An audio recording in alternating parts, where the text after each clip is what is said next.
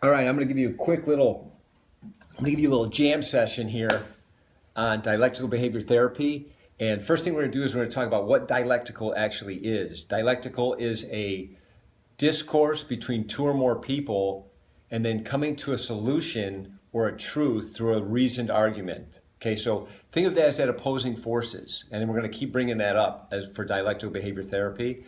The one that you were talking about was distress tolerance. So I could talk an hour or two on this stuff. It's so good, but I'm just going to give you a really brief explanation of it. So we'll go to the board here and look. So the other thing I said about dialectical, the word, is relating to logical ideas and opinions and acting through opposing forces. Okay, so you're going to always have, it doesn't have to be two or more people. It could be one person who's dealing with a really hard problem or they're thinking, I should do this, and then I have coping skills that I should do that, and that confusion that happens, okay? So the way that you can deal with it is number one, mindfulness. Mindfulness is really easy. That's like when you watch a really good movie and it's like 2 hours long, but then it seems like it went by in 5 minutes. You were so into the present moment that you weren't thinking about anything else. Another way to look at it is if you take one step into the future, then you're not thinking about the present or staying centered. If you take one step back into the past, that's going to get us in trouble too, because then you're not staying centered or in the present. You can see how this would work with athletes being in the process of the moment.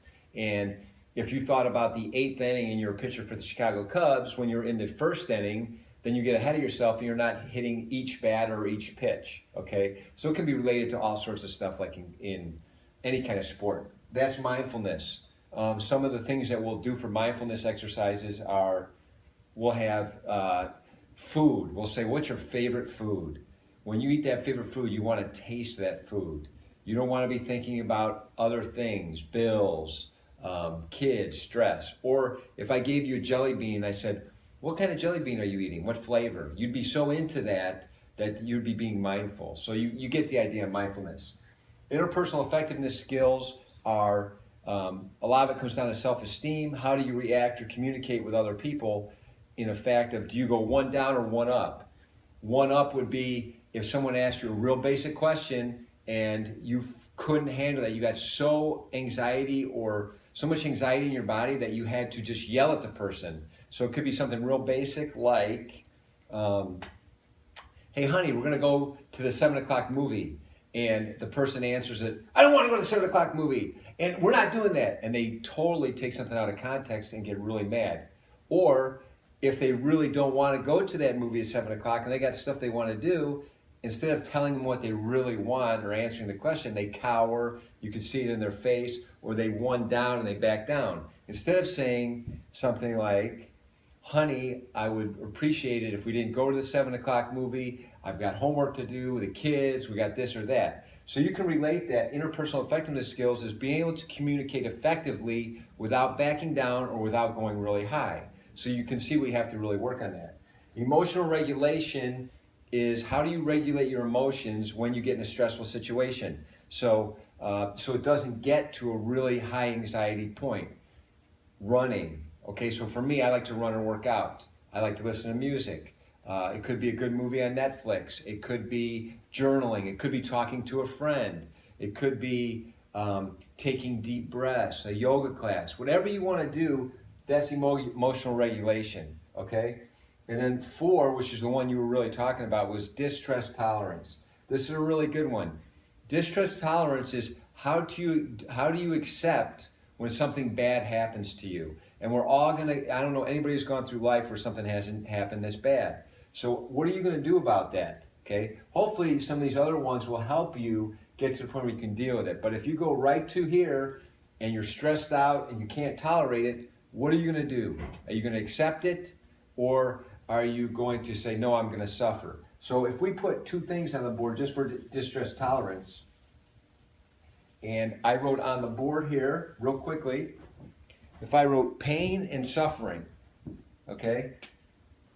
Suffering and pain. Okay, which one do you think would be worse? Hopefully you said pain, because that's what I want you to say. Suffering is worse, okay? The reason suffering is worse is because it lasts a long time. If we have pain and we let the pain come in for a little bit and we accept the pain and we acknowledge the pain and then let it slide right through us, then eventually we're going to get through the pain and we're not going to suffer. So an example, if someone dies or if something happens really bad, they can suffer and they're going to take their time suffering. But when they get to the point where they can accept it and they can accept the pain that's going to come in, and it might come in every 3 months, it might come in weekly, it might come in every year, but it's going to come in, but you know it's just going to come in for a second and then it's going to go, okay? If you let that suffer, and it's up to you, you can just suffer. Something that happened to me is I ran over a dog. And when I ran over the dog, I suffered for a long period of time because I didn't like that I ran over the dog. So I got to the point where I wouldn't even drive by the house where I hit the dog.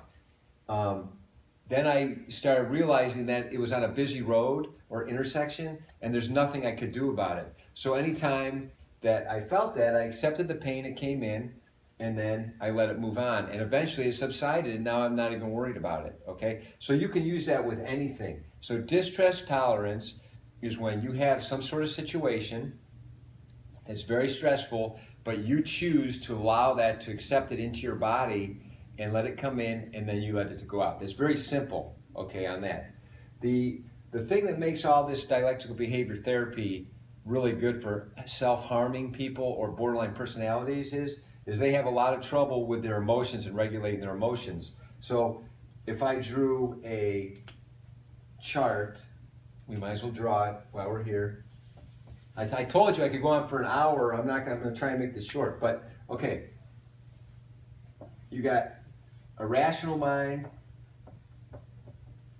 where we all get to every now and then. We got an emotional mind where the emotional mind is where the cortisol goes flying. We're in the flight or fight response and we're like, oh my God, what am I going to do? Some things are good for that. It's good for if someone's chasing you and they're going to try and kill you. It's good for if something happens, and you've heard stories of people lifting up cars where everything goes, okay? That's good. So cortisol is good in some ways. It's bad when it gets over in the rational mind because there's some situations that we don't need to go into that cortisol. Domestic violence situation, where someone gets so jacked up over one little thing and their reaction is to hit somebody or do something.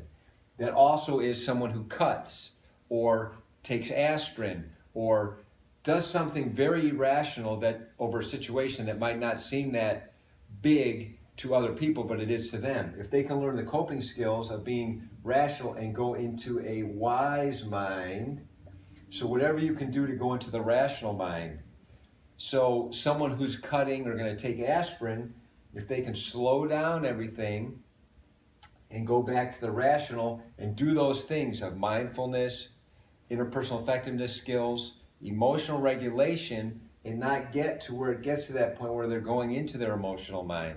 Because we're all going to go there, but it's how we cope with it. Okay? So this is a brief thing of how to do it. I'm trying to think of another distress tolerance situation for you. I guess you'd have to bring it up to me of what you would go through. But everybody has their own limit, and everybody has their own time where they get to that spot. And like I said, it's biopsychosocial. There's so many different variables that go with that. So hopefully this just gives you a little bit of overview of what we were talking about and the ways to cope.